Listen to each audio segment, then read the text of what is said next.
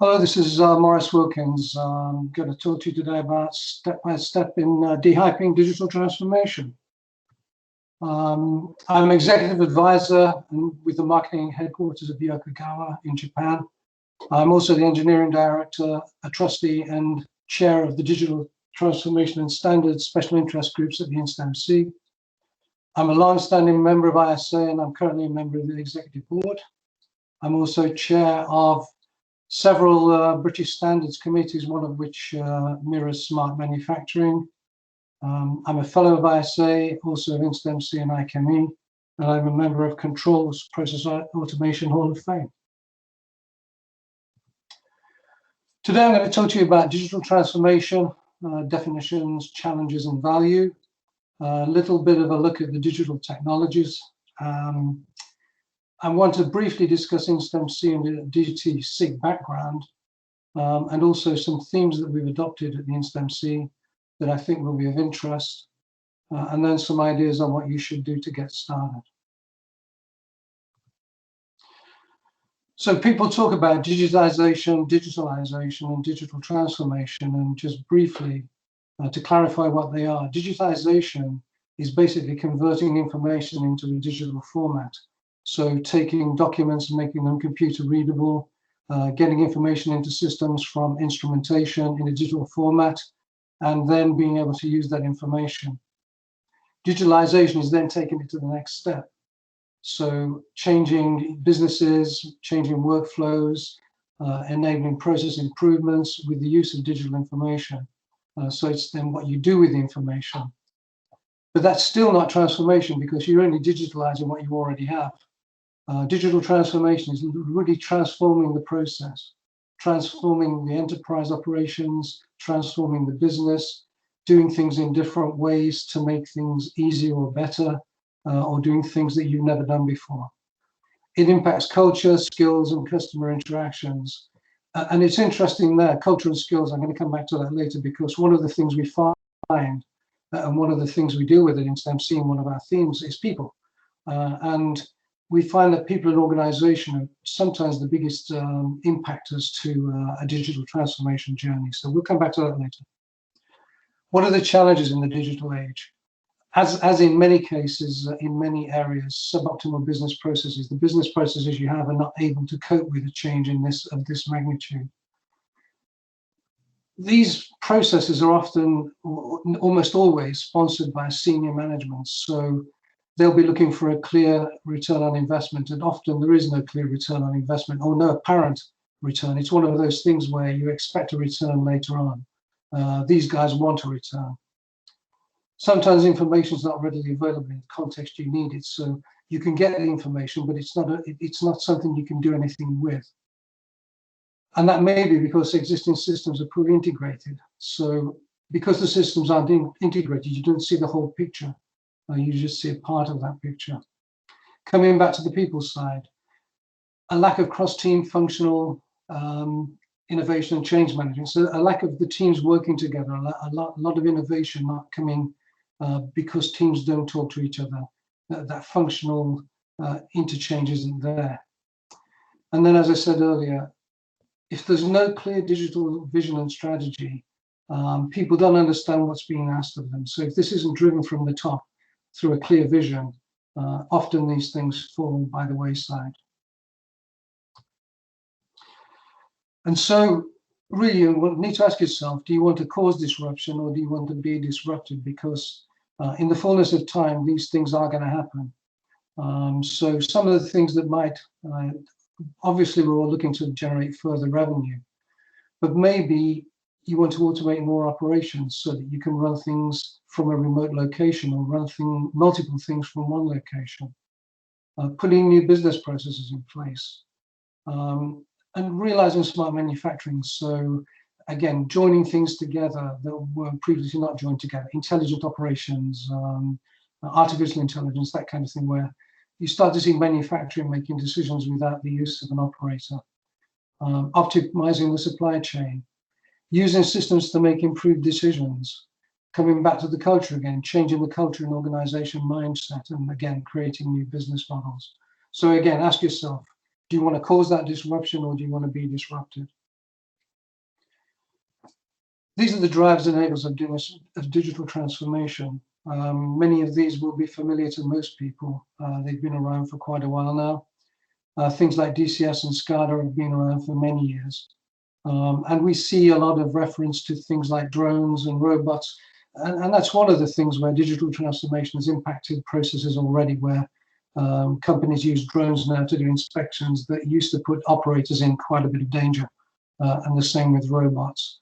And the use of artificial intelligence and data analytics to predict things that might happen in the process that we previously couldn't see before. And then digital twins we've heard a lot about, where you can simulate your process in a remote location and make changes before you actually make them on the process itself. I'm not going to go through all of these, but there's just an idea. And if I look back at the start of my career, which was over 40 years ago, the only thing there on that diagram was available was DCS and SCADA. So a whole lot of new things are available now, and it's quite an exciting time. We now have the computer ability to do some of these things that I only wish we could have done earlier in my career. And what about COVID-19? We hear it all over the place.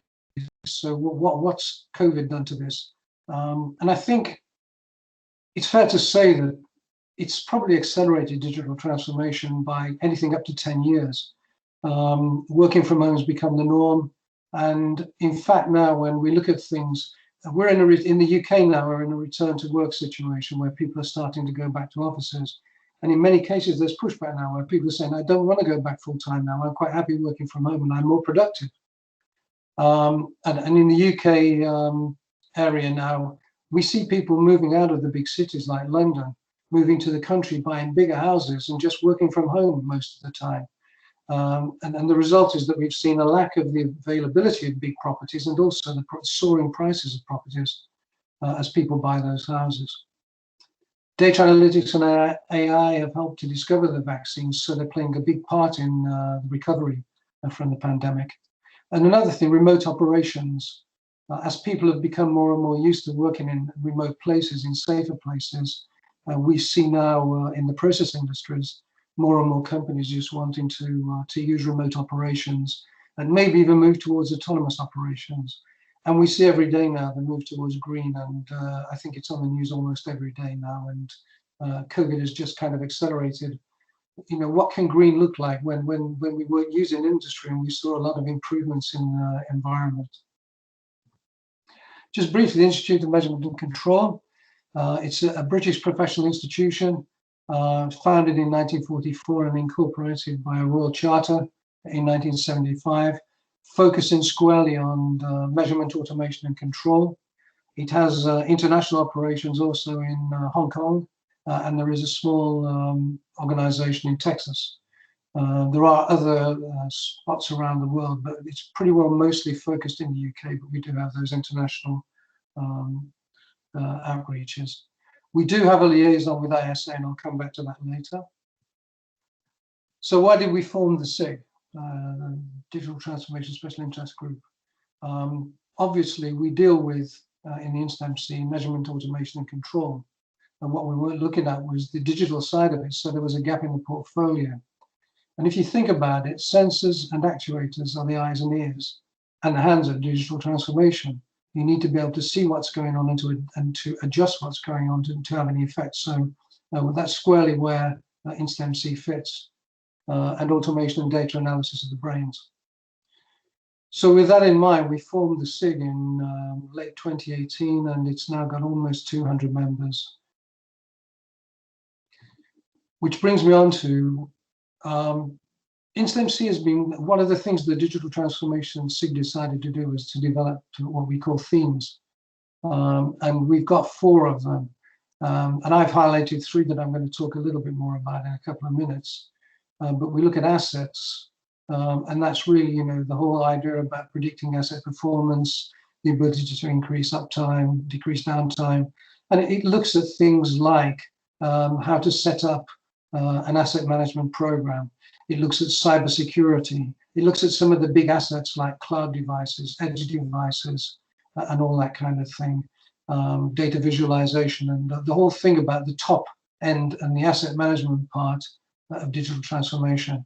That is a huge subject on its own, so I'm going to leave that to one side. The other ones are processes, where we look at the sensors and actuators, big data, optimization and analytics, the actual process themselves, and then people, which is the big one. So how do you get your organization ready, and how do you deal with worker safety and compliance and that kind of stuff? And then finally, what does good look like? What's successful adoption look like? So what are the questions you need to ask yourself before you even start, and to see if you're ready to take the journey? And finally, as we put all these together, for people who are interested in seeing what we're doing, we've put together what we call a Theme Zero, which gives an overview and introduction to all of the different themes that we're developing. So looking briefly at successful adoption, coming back to digital transformation and digitalization, digital transformation, what are you trying to achieve? These are the questions you should ask yourself. Do you want to start from, you may already have a fully automated system, but you want to make it better. You want to make it have more analytics involved with it or something like that. You may not have anything and you want to start on the journey. So where are you starting from and what are you trying to achieve? And then the next thing is to ask is, what is your capacity and appetite for change? Are you able, do you have the resources to do this? And does your management and does your organization support you being able to do this? So would you start small and do something as a proof of concept, if you like? And then how do you do it? Do you do it by referring to manuals and doing it all in-house? Do you hire someone in to help you to do it in-house?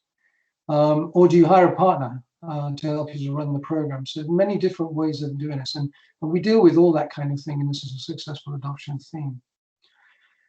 And then, are you ready in terms of the leadership in your organization, the technology you have available, and the value you see in doing it? And there is a free tool available, and I've got a link there, drl-tool.org, that you can go to, and it's a free tool, and you can see where your organization is in terms of going towards digital transformation. And there are different approaches for different scenarios. So for instance, you can have a brownfield site and you want to digitalize it, or you want a full digital transformation. But it's going to be different for greenfield because you've got more capability to do things. You're starting with a clean sheet. So potentially you could go to full digital transformation on the off with a greenfield site. However, applying the wrong approach can be catastrophic and undermine the confidence in future activities. So be careful, which is why many organizations tend to start small and grow rather than try and jump in all in one go. So looking at the other aspect, the people theme, these can be the biggest challenges to a successful project. And the people theme that we've developed looks at things like what are the challenges and opportunities. And I mentioned earlier the lack of an overall digitalization strategy. So the whole idea of doing it, in fact, this could say the lack of an overall digital transformation strategy. The idea of, do you do it in a small amount and join it all together? Do you do it big in one go? How do you do it? That kind of thing. And then typically employee pushback. And this has happened over many, many years with people saying, am I going to lose my job?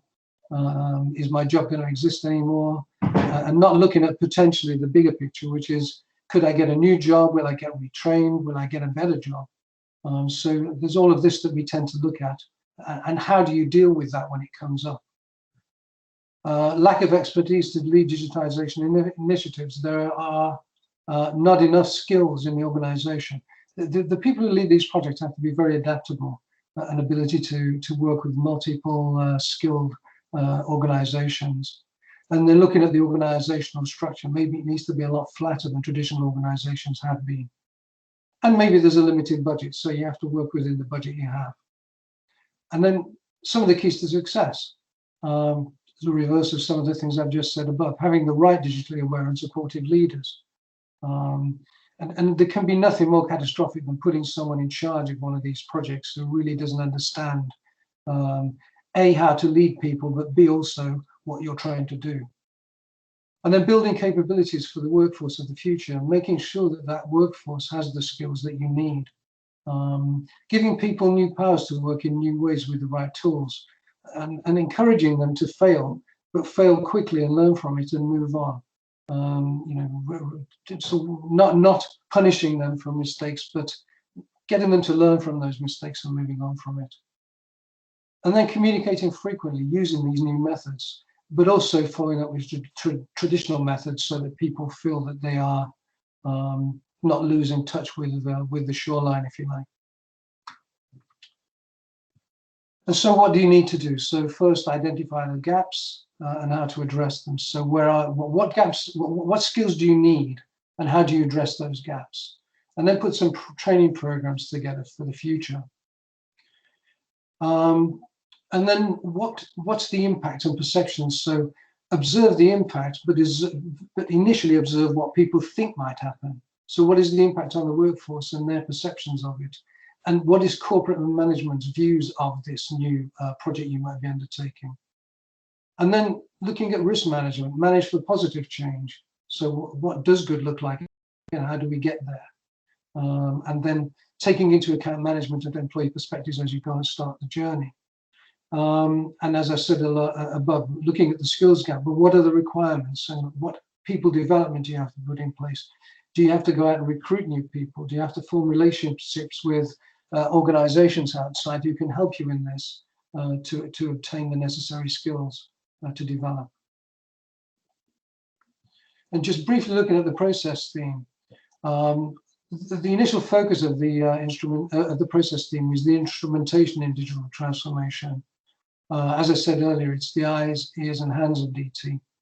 So you need to make sure you're using your instrumentation effectively, and there's a life cycle for doing that. So make sure you know what the purpose of the instrument is, specify it correctly, install it correctly, put an operation verification and maintenance program in place, and then review its operation and potentially ultimately replace it. So there's an instrumentation life cycle there. And then mapping that into your digital transformation program. So making sure that you've got the cycle of operations there.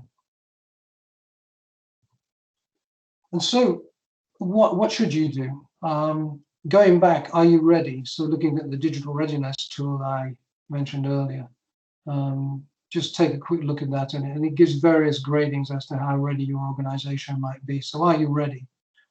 Is your organization ready? Do you have the right organization in place, or is your organization adaptable to do something? Do you have the right systems? Are you ready to do that? So reviewing your systems. Do you want to start small or go big?